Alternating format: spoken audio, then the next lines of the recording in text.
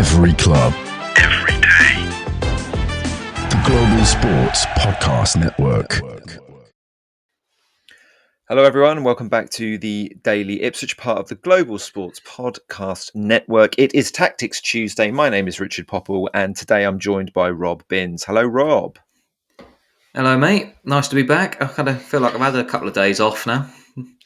Yeah, me too actually. I think you and I were on, when were we? Did we do the preview? No, I've done the crossover last week. I think that was my last one. You did the crossover. I did the preview with Tom. That's right. So both of us have had a couple of days off because good old Tom, did a little solo one for us yesterday. Thank you very much, Tom. Very much enjoyed it. I hope everybody else did too. And it's nice that we can all reflect on a positive result. And actually, I think with my heart, I predicted the 1-1. My head did say a defeat. So I'm delighted that the old heart won out this time. We went to Villa Park. We got a point from Aston Villa for the second time this season. Can we play you every week, as the song goes? Maybe we might stay up if we did. But it was very impressive rearguard action, particularly in the second half.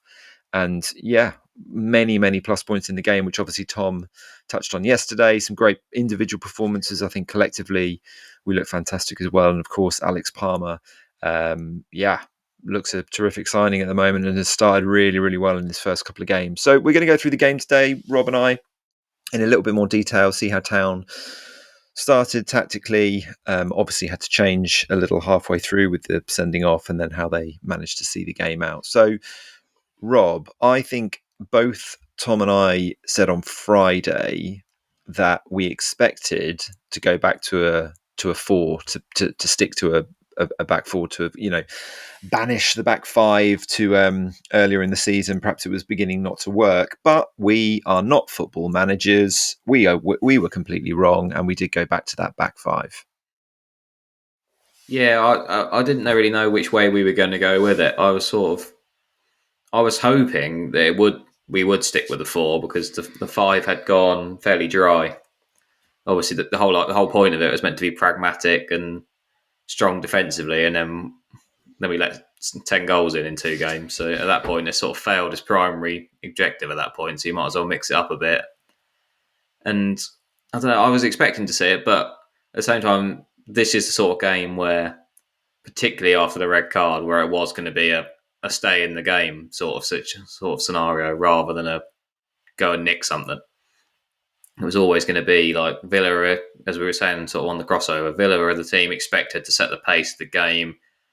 They're the ones under all the pressure to go and get a result. Whereas it's one of them games no one expects anything from us. Which, once again, we've pulled out one of these games with a result, and as we've done so many times this season. But so I think it was a practical solution, especially given the personnel as well. Because naturally, we knew absolutely nothing as usual that Davis was injured. Nothing came out about that beforehand, but they'd have known preparing in the week. Townsend put in a very good shift, but he doesn't offer the same attacking threat as Davis does. So you're better off sitting in and being a bit more defensive with that. Consider, say, if you're going to have, it might as well was a fat five, really. Like before, sometimes with the five, we let Davis go up and down, but Johnson and Townsend, it is 2 defensive fullbacks as the wing backs. It was a sort of sit in, like we said the other day, just sit in, head balls away, frustrate Villa, don't make it easy for them, that sort of game. And so I think had we had 11 men on the pitch, I think we might have just about got over the line. So Palmer was not letting anything beat him. He just got a hell of a hit from Rashford on that free kick, and the bounce off the bar was perfect for Watkins. A bit unlucky there, but we really resilient shift. And like you say, ultimately, there's a reason why Kieran McKenna sat in that dugout and we're sat here trying to guess what's happening, and we always get it wrong. Yeah, absolutely.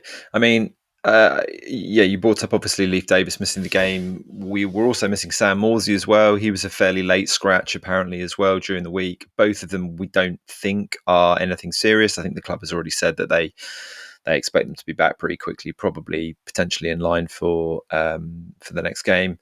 But yeah, we obviously were forced into certain personnel coming into the team, Connor Townsend being one of them, of course.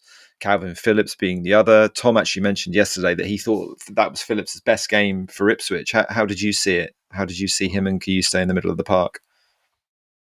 Yeah, it's a partnership that's getting better the more they play together. Really, I think that's sort of the one that's had the least game time of the regular trio, Yeah, it as has, opposed to Phillips. But I don't know. Like we spoke a lot about Morsey in recent weeks, haven't we? They're like fairly difficult conversations to have because say about your club captain and someone who's served incredibly well over the years. But he has for a solid 2 months or so now. He has been off the pace ultimately, and whether having a little break with an injury might actually benefit him, I don't know. I don't know whether it's fatigue or if the people have found him out maybe after the first few months where he started really well. But it's sort of like it was that divide between Morsey Phillips of who you put in there was getting smaller every week. So it's nice to see this partnership come out. And I actually thought the game at Portman Road was probably previously the contender for Phillips' best game in an Ipswich shirt against Villa. So so it's weird that these things work sometimes. Sometimes you just consistently play well against a similar opposition. So they always say about strikers and who you score goals against, don't they? But maybe in Phillips' case, there's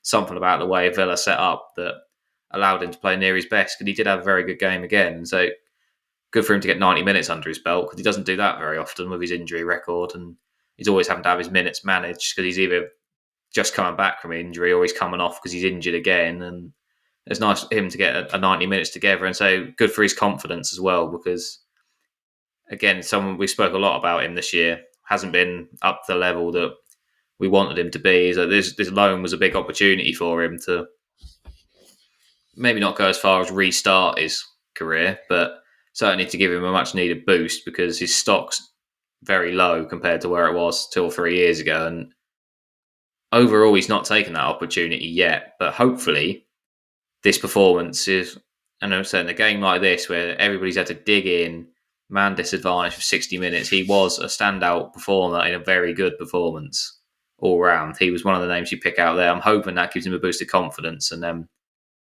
so I think Morsey, like you said, I think Morsey's back soon anyway, but certainly I'll be playing him. I'll be keeping Phillips in the team for the time being. And hopefully, like I say, if he ends the season strong, then maybe we'll look back differently on the signing to how we have done so far. Yeah, fingers crossed. And I mean, I think we're going to need all three of them anyway. As we've always said, we're going to need all three of them. And hopefully, as you say, with Morsey having a little break, maybe he comes back a little bit fresher and he has one final push towards the end of the season. Okay, let's take a little bit of break here for one of our sponsors and we'll be back in part 2. Your body is unique. And Global Sports Podcast Network has partnered with Bioniq, the world's most personalised supplements. Bioniq provide 100% tailor-made supplements designed to deliver precisely what your body needs at exactly the right levels to optimize your health. No guessing. So click the link in the show notes. Use the code GSPN2025 for 40% off your first month's subscription. Bioniq. Don't settle for off-the-shelf solutions made for just anybody. Get what's right for you right now. And we are back on the Daily Ipswich. So, yeah, there was a few people that I did want to talk about in terms of performances in the game. I think, obviously, the tactics didn't particularly change too much. Obviously, the situation became more difficult when Tuanzebe got sent off. Again, referring back to what Tom was saying, it was a pretty straightforward decision for the referee. Would you have any grumbles about the 2 yellow cards? I would about the first one, to be honest. The second one, would you? Yeah. The second one, I'd put it in the same category as some of the other ones this year. That obviously we spoke about them a lot on the podcast. About shooting ourselves in the foot with certain things, particularly some of the second yellow card challenges that have gone in this year. Like so, the Clark at Brentford comes to mind, just pulling somebody down when he's on a booking, and very similar to this one. Really, He's almost jumped on the back of him and pulled him to the floor when he's on a yellow card. You were never getting away with it. That the only hope was because the first one was harsh. Maybe the referee, maybe he's got in his head that was it a mistake to give the first yellow card, so he might let away a blatant second one. But so as that plays out on the first one for me, I agree with what McKenna said after the game. To be honest, it was like the ref, he couldn't get his cards out quick enough. The ref, I can't think of a opportunity before that. I think it might have been his first of the game. I'm not 100% on that. Certainly his first sort of decent stoppage of the game for Tuanzebe. He hadn't really, might have done a couple of little trips or something, but he'd never done. It was his first proper offence of the game, and like so, in McKenna's words, the ref had the card out of his pocket before the ball would stop moving. For me, that was a harsh booking. And so to follow up, I can't defend the challenge that goes in 10 minutes later when he's on a yellow card, because that is a clear yellow card, and regardless if it's a second one or not. But yeah, I think you were unlucky to be on the booking, I would say, definitely. But I can't say that's affected the game afterwards. Got to say, players get booked all the time. You've then got to have the common sense to not give the referee a decision to make when you're on a yellow card, however harsh your first one was. So, bit of both, really. Yeah. I'm not going to say referee's fault. No, I think also, that it was a dangerous situation. It was a he obviously didn't need to make the challenge, but in that situation where a team's breaking away with the pace and power that Villa have got, you understand why he made the challenge. But at the same time, you're absolutely right. If you're on a booking, you can't do it because you give the referee very little option at that point, but send you off, even if the first one was marginal, as you say. It is our third red card of the season. I think they've all been for double bookings. Was Phillips for a double booking against Leicester? It was, wasn't it? Yeah. There's another one that's not a silly one where he didn't get a foul. It was. We didn't get a foul, so then he got annoyed at the foul admit it was a foul that wasn't given, but that was one where he just he's got annoyed that we didn't get a foul, so got up and steamrolled through somebody and got himself a second yellow. Yeah, that's right. Yeah. And the Clark one, as you mentioned, wasn't great either. So that's 3 times that we've left ourselves a lot to do. And obviously we haven't won any of those games. And, the Phillips one against Leicester, you could say did cost us the 2 points there. Whether you could say this one about Tuanzebe costing us 2 points, I don't really know, because ultimately it was 0-0 at the time. Obviously, Villa went very, very heavy favourites, even if they weren't before the red card. But we did get to half-time 0-0. He obviously brought Wolfenden on at that point to keep the back 5, which we had for the whole game. And as we'll get to in the second half, the defending really was pretty heroic and, bodies on the line and stuff. And there were some great individual performances. But just a quick word around Enciso. We don't know yet the extent of that, but it was obviously a blow that he had to come off sort of midway through that first half. Yeah, it's a real shame, and I think he's looked really, really sharp, and every time he's got on the pitch so far, that he's just sort of waiting for it to burst into life with him. It feels like one of them that once he gets the first goal, he'll just spark some life into him, and he can fully capable of putting a little run together where he can say we need some goals, some other areas. We can't rely on Delap every week. We can rely on him this week because they got us enough for a point. But Enciso looks like the one most likely of those players queuing up to play behind Delap. Who he looks the one most likely who could chip in with a fair amount of goals for now and the end of the year. So hopefully it's nothing serious to start with, and then hopefully he can regain that sharpness when he comes back. Because we know he's had long-term injuries before. Normally that leads to sort of follow-up injuries, whether they're related or not, and quite often can affect his sharpness on the pitch. And I'm hoping he comes back and he continues from where he left off. Hopefully, I'd say as soon as possible, but certainly a loss so early in the game as well. Never got a chance to try and have an impact. Really, say 15 minutes or whatever it was, and then Jack Clark as well He came on for 25 minutes, and then we decided to resort, and the red card saw him go off again. I felt sorry for him after he had such a good game in the cup that he's probably questioned whether he'd start this game after that performance, and he's ended up coming on and then getting hooked again because of a red card. But so hopefully Enciso is back sooner rather than later. Yeah, I think there was a message from the Paraguayan team doctor that it might not be as bad as first feared, but he was having an MRI, and obviously he left the pitch in tears and stuff as well. So the player might know how that feels. Obviously, having had problems with his knees before. So yeah, but fingers crossed he does come back, and it's not another season-ending injury, because we've already had obviously 2 of those this season. You're right about Jack Clark. Quick word on him, because I think he actually looked quite lively for that 20 minutes that he was on the pitch, really. He was playing quite well. He looked a bit more confident than he has done. Obviously, that Coventry game was good for him. So hopefully that's a sign that he can be effective moving forward. And it wasn't a reflection on his performance at all that he had to come off. It was obviously just a tactical thing. And then in the second half, we took the lead. And it was somebody who's been maybe we've had a bit of a controversial take on recently, who we've been a little bit critical of, who actually had his best game for a while. That could be a coincidence that he's just had a week off and had a bit of a rest. And that's Amari Hutchinson, who did brilliantly to make the goal. Delap took it absolutely superb. I think that's, aside from the goal he scored against Villa, I think that's the best finish of the lot from him this season. It was really, really nicely done, because I think there were 3 Villa defenders in the box, and he made it his and tucked it away really, really nicely. But what did you think to Amari's performance in the game?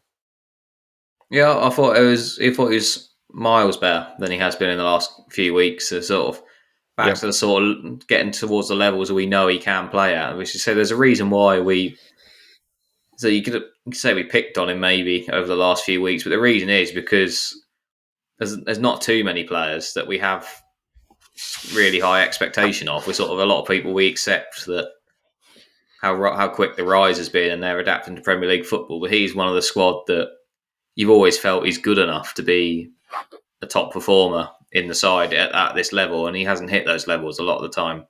But he was very good this game, and so you talk about Clark, that feels harsh on him really, because he did look lively in that, but ultimately we had to get a defender on.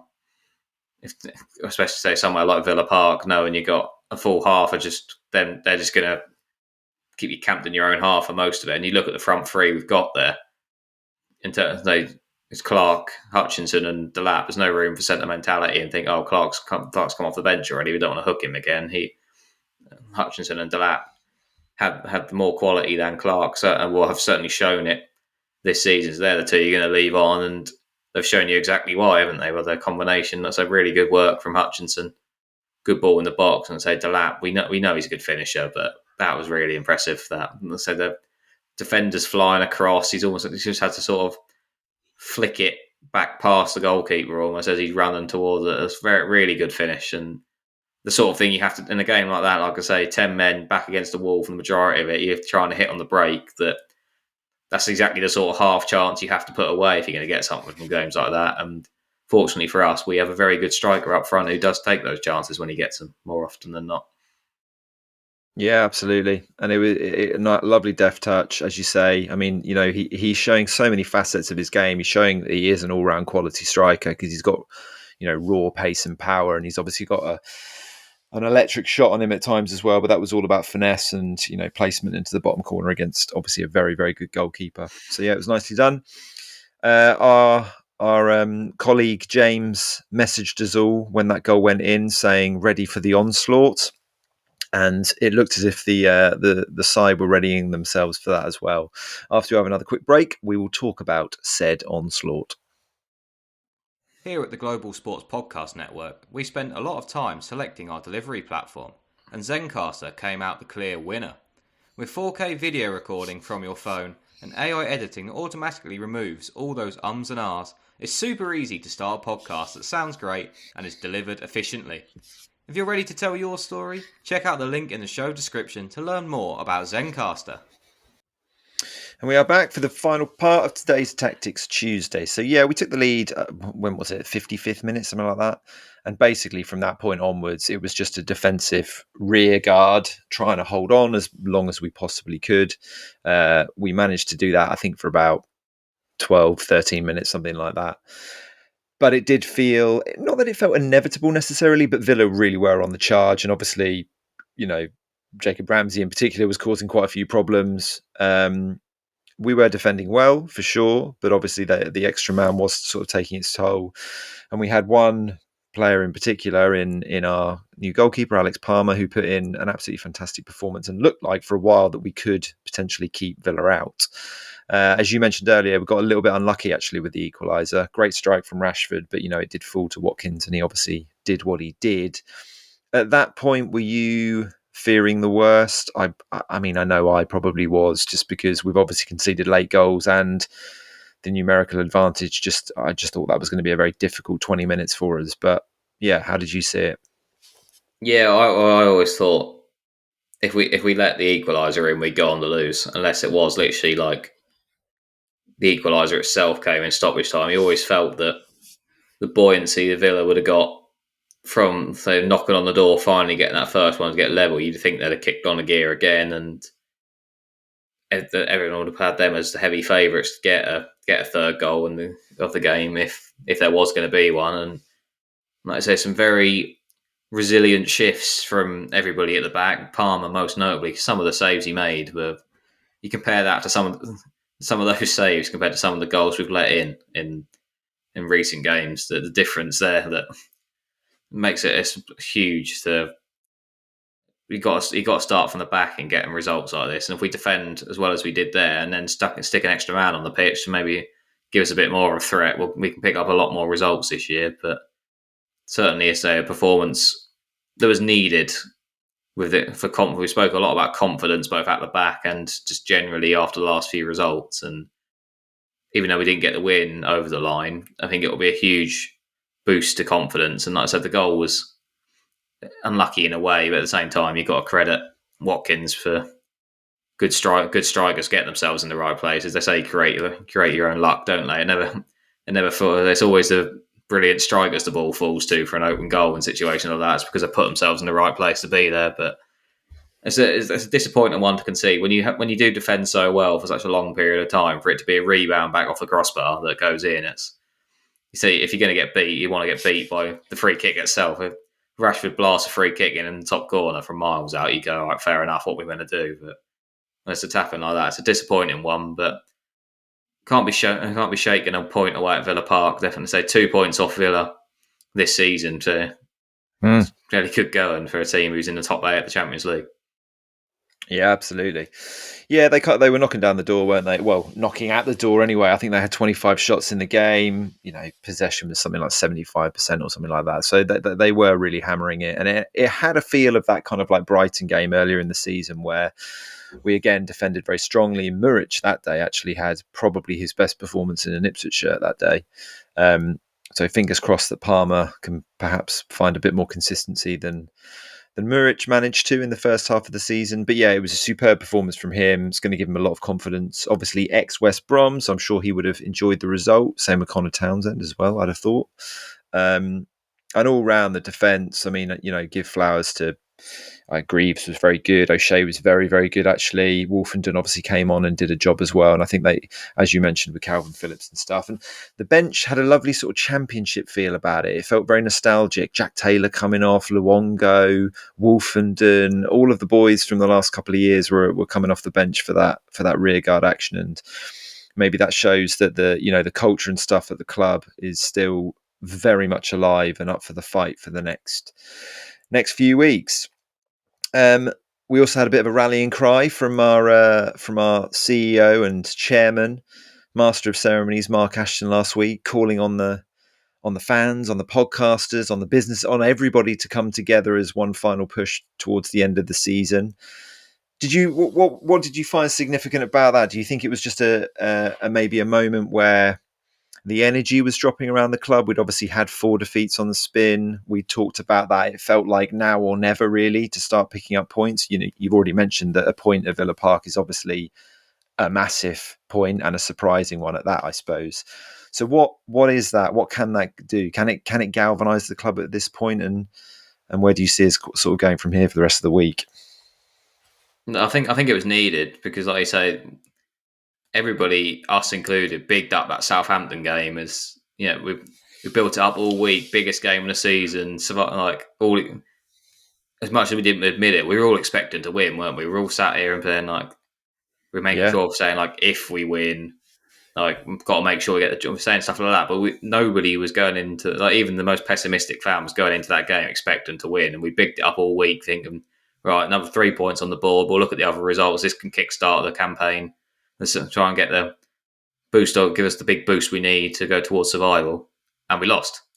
So when you big it up that much, thinking it's going to be the positive spin, and it doesn't go that way, it hits twice as hard, or even more than that, when we didn't get the result. So the Coventry result was massive. Had we followed that up by being knocked out of the cup, even with all the changes we made, it would have been we need something to sort of stop the rot, and the Cup done that very well. This performance has followed that up. We've had like you say, we had the message from Aston and McKenna in between there. There seems to have been, on and off the pitch, a real effort to sort of bring the mood back up from the lowest point it's been in a long time after that Southampton game. Obviously, we've had so many highs in the last 2 seasons that we haven't hit a point that low for a number of years, really, in terms of what a lot of people, including myself, sort of thought, right, that's it, we're down now. You can't beat Southampton at home where you're getting the points from, but then I say 2 really big performances to come back and tell you it's just a nice touch. I think that I'm hoping that there seems to be some work on galvanising the player. I think it was you that said in one of the podcasts that after that Southampton game, it's where we go from here. Someone's got to go and galvanise, whether it's McKenna or whoever, someone's got to go galvanise the squad, and we have to hope they can pull it off. And it seems like they have done, because they had 2 very good shifts since that game, and I think that little chat is hopefully going to try and galvanise the crowds back, because we do. So we need it on and off the pitch if we're going to pull ourselves out of this. Yeah, no, I think it's just a reminder, isn't it, that you're right. That probably is the lowest people have felt for a couple of years or whatever, and we know how football is unbelievably fickle. People's emotions swing so quickly within a 90-minute game. You can be criticizing your players or whatever and being like, you're playing rubbish, and then you end up winning the game. It's kind of ridiculous when you think about it. So having a bit more of that even-keeled response to stuff, and even pushing towards positivity, which is obviously what Aston is asking everyone to do, I think it was very nicely timed. I have to say it was a good sort of like PR moment, and they picked the moment well after the Coventry game, just to kind of like, grab everyone and just say, listen, come with us again, and we'll try, and we'll hopefully get there. And I think you have to give massive compliments to McKenna again, because he always impresses everybody, but at the same time, this is 100% his biggest challenge as a manager. He's losing far more games than he's winning, and yet through all of it, he is still learning, still coming up with solutions to stuff. And more than that, he's just carrying himself in such a brilliant, professional, even-handed way. He's never too emotional. He's never too kind of, on the outside anyway. I'm sure he has his moments within the dressing room or whatever, but I just love the way that he exudes that kind of like calmness. And in that interview, he just had a way about him where he was almost inviting the interview and inviting the kind of opportunity to speak a bit more openly. I think he said, in fact, he was like, it's nice to speak a bit more rounded about these kind of conversations, rather than the standard stuff you get after a game or before a game. Who's injured, how did you see the result, how was the referee's performance, all of the stuff that he has to answer week in, week out. It was quite nice for him to be able to kind of expand again, and going back to those League One and Championship campaigns where everyone was like, the club were talking to us so much, and the collaboration was, that journey forward was really sort of apparent. And I think the grind of the Premier League, and I think Aston calling it, this global goldfish bowl, they've had to adapt to that, as much as we've all had to adapt to the change of results and stuff. They've had to adapt to a different working environment. And I thought it was a nice touch that they did that at that time. And it was a good piece of timing from them. So hopefully it pushes us all forward, and we are with you, Ipswich Town. We are with you here at the Daily Ipswich. Rob, anything else from you about how you saw the game, how you expect us to move forward? Do you think we'll stick to the 5 again? Do you think that's something that we need to continue with to keep this solidity? I don't know anymore, to be honest, because we've had results with the 4, we've had results with the 5, we've had bad results with both as well. That it's just going to be game by game at this point. I think with Tottenham this weekend, your head tells you 5 because that's what we played at their place and we got a result. But obviously it's different. It's a different game away from home than it is at home. There's more pressure on you, like I said about Villa, to be the one setting the pace of the game. And no, I mean, it can work at times, like it did against Chelsea, but you don't want to be, as a home team, you don't want to be sitting in and sort of trying to rely on the counter-attack and inviting the pressure on like you can do away from home. Especially in Spurs. Spurs are a good side, but they're well off it this year. I mean, that win against United's boosted them up a bit, but it's not like it is the same when Chelsea came when they were sitting third in the league or whatever. It is effectively he's a bottom half team coming. They are there for a reason, and there's a real opportunity there, as there would have been when we went to their place and we got the job done. Then it's a real opportunity for 3 points. It feels silly to say when you look at the upcoming games of Tottenham and Man United, but they are two very winnable games, and that's the way to look at it now. You almost want to be front-footed about it, but so like I say, to counter that, we played first time we trialled a 5 was away at Spurs, and it done the job. So I'll stop trying to guess and just trust McKenna. I'll get it wrong if I guess anyway, won't I? So just trust him to get it right. Yeah. I mean, I would caveat all of that about Spurs, which you're absolutely right. They are a bottom half team this year. They've had an appalling season, but they do seem to be fractionally turning the corner. They have got more players coming back. Man United were very poor on Sunday. I saw that game, but they've got some players coming back, Spurs, and they have won their last 2 in the league. So I don't, made a difference obviously, as well. That's one of the big ones coming back, because I don't. The lad who come that Kinski who came in had a few decent moments. He had a few dodgy moments. But I don't think he makes as many big saves that Vicario did on Sunday. So him being back will make a big difference for him, definitely. Yeah, and a few attacking players coming back as well. So we'll see. I don't think they have a game midweek. I think they've got a week off with the Europa League. I think they've already played the first round of that, haven't they? So they qualified, didn't they? They don't have to play this round. Yeah, exactly. So that's a bit of a shame, but c'est la vie. We'll see how we go, and we will take care of all that later in the week. We'll have the Spurs crossover, obviously, and we will have our own preview on Friday as well. But that will do for Tuesday's edition. We'll be back tomorrow for Wednesday. Thank you very much, Rob, for your thoughts. Thanks, everyone, for listening, and we will see you tomorrow. Every club, every day. The Global Sports Podcast Network.